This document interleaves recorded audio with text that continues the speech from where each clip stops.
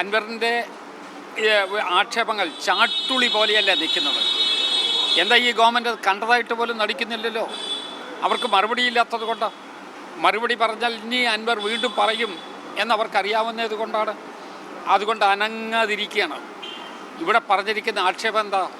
കേരളത്തിലെ പോലീസിനെ നിയന്ത്രിച്ചു കൊണ്ടിരിക്കുന്ന ആളുകൾ ഒരു ഗൂഢസംഘത്തിനകത്താണ് നിൽക്കുന്നത് എന്നല്ലേ? ആ ഗൂഢസംഘം ഏതാ?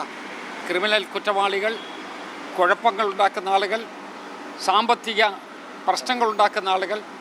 ആ ഗൂഢസംഘമാണ് നമ്മളെ നിയന്ത്രിക്കുന്ന പോലീസ് എന്നല്ലേ അദ്ദേഹം പറഞ്ഞു വെച്ചത്.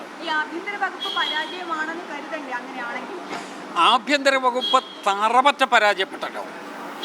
യഥാർത്ഥത്തിൽ ആഭ്യന്തര വകുപ്പ് തല ഉയർത്തി നിൽക്കണമായിരുന്നു എങ്കിൽ ആദ്യം തന്നെ ഇതിന് മറുപടി പറയണമായിരുന്നു. അല്ലെ അന്വേഷണം നടത്തുമെന്നെങ്കിലും പറയണമായിരുന്നു. പ്രോംപ്റ്റായിട്ട് റിപ്ലൈ ചെയ്യണമായിരുന്നു. ഒന്നും ചെയ്തിട്ടില്ല. അതിൻ്റെ അർത്ഥം എന്താ? ആരെങ്കിലും പറഞ്ഞു പോകട്ടെ, സത്യം ആരെങ്കിലും പറയണ്ടേ എന്നൊരു നിലപാടെടുത്തത് കൊണ്ടായിരിക്കാം ആഭ്യന്തര വകുപ്പിൻ്റെ പരാജയമായിട്ട് ജനങ്ങൾ ഇതിനെ വിധിയെടുത്തു. മുഖ്യമന്ത്രി ആഭ്യന്തര വകുപ്പിൽ ഇരിക്കുന്നത് കൊണ്ട് വേറെ കാര്യങ്ങളൊന്നും ഇല്ല എന്ന് കൂടി ഭരണപക്ഷ MLA പറഞ്ഞു വയ്ക്കുന്നുണ്ടെന്ന് തോന്നുന്നുണ്ടോ? അതല്ല, അദ്ദേഹം പറഞ്ഞിട്ടുള്ള അദ്ദേഹത്തിൻ്റെ ആക്ഷേപം യഥാർത്ഥത്തിൽ ഡയറക്റ്റായിട്ട് മുഖ്യമന്ത്രിക്കെതിരായിട്ടാണ്. പക്ഷേ മുഖ്യമന്ത്രിക്കെതിരെ ആണ് എന്ന് പറയാൻ അദ്ദേഹത്തിന് ധൈര്യമില്ലാത്തത് കൊണ്ട് അതിന് താഴെയുള്ള ആളുകളിൽ വെച്ച് അദ്ദേഹം ഒതുക്കി എന്നാണ് ഞാൻ മനസ്സിലാക്കുന്നത്. ഇതിൻ്റെ നിയന്ത്രണം ഇരിക്കുന്ന ആരുടെ കയ്യിലാണ്? നിയന്ത്രണം സ്വാഭാവികമായിട്ട് മുഖ്യമന്ത്രിയുടെ കയ്യിൽ. അല്ലാതെ ആഭ്യന്തര വകുപ്പിൽ ആർക്കെങ്കിലും കയറി ഇടപെടാൻ പറ്റുമോ? അപ്പോൾ മുഖ്യമന്ത്രിയാണ് അതിൻ്റെ ഉത്തരവാദി വരുന്നത്. വൈക്കേറിയസ് ലൈബിലിറ്റി ഉണ്ട്. ജനാധിപത്യത്തിലെ ഏറ്റവും പ്രധാനപ്പെട്ട പ്രശ്നമാണ്.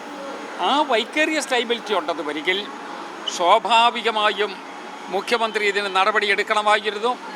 നടപടിയെടുക്കാത്തിടത്തോളം കാലം ആ ആക്ഷേപം കൂടിക്കൂടി വരികയാണ്.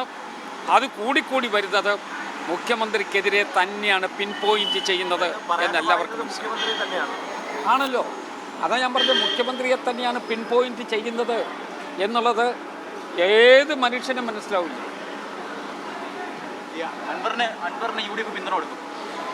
ഞങ്ങളുടെ പ്രശ്നമില്ലല്ലോ.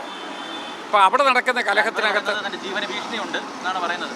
ആ രീതിയിലുള്ള സഭയ്ക്കകത്തായാലും പിന്തുണ അൻവറിന് കൊടുക്കും. അതല്ല, അൻവർ ഇനിയും പറയാനുള്ള സത്യം കൂടെ പറയട്ടെ. അൻവർ എല്ലാ സത്യങ്ങളും പറഞ്ഞു തുടങ്ങിയതേ ഉള്ളൂ.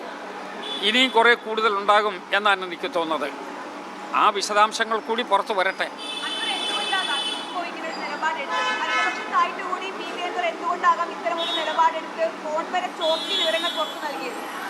അതല്ല, അൻവർ നിലപാടെടുത്ത് എന്താണെന്നറിയില്ല.